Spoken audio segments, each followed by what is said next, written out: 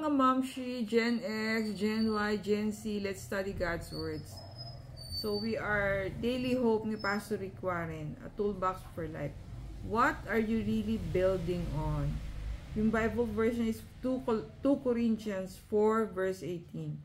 For we fix our attention not on things that are seen, but at things that are unseen. What can be seen lasts only for a time, but what cannot be seen lasts forever. 2 Corinthians again 4 verse 18. So most people rarely evaluate the values or question their perceptions until they have a crisis. So when things are normal, parang we do not put much attention on things, di ba? But when we realize na there's a crisis, parang nagsa-second thought tayo, no?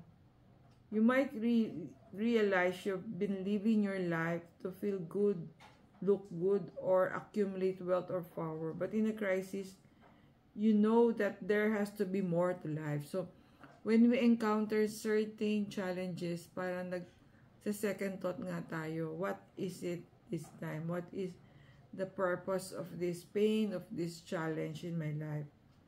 So, the world seems to value the here and now. Its message is, tomorrow doesn't matter. Next year doesn't matter. 1,000 years doesn't matter. Eternity and heaven don't matter. Live for today. Live for yourself. Live it up. You only live once. Wow, lagi YOLO, diba?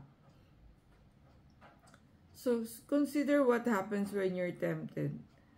Temptation isn't just a battle with good or bad, or what's best or what not. It is a battle between now and later.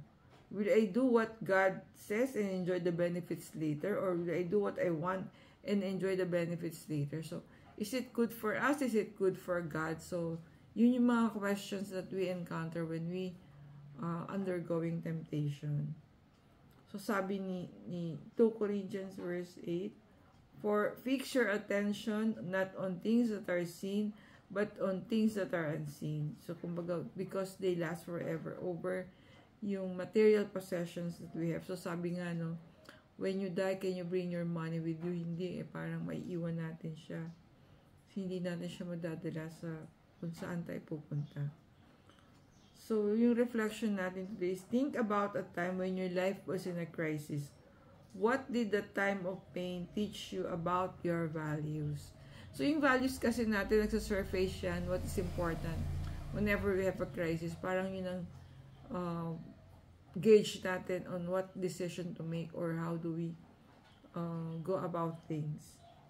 What are you building your life on today? What adjustment do you need to make to build your life on God's Word? So, evaluate natin our priorities, the things that matters, the things that we engage in, the things that we focus on. What tends to distract you from fixing your attention to things that are unseen? Yan. Thank you for watching, guys. See you on our next video.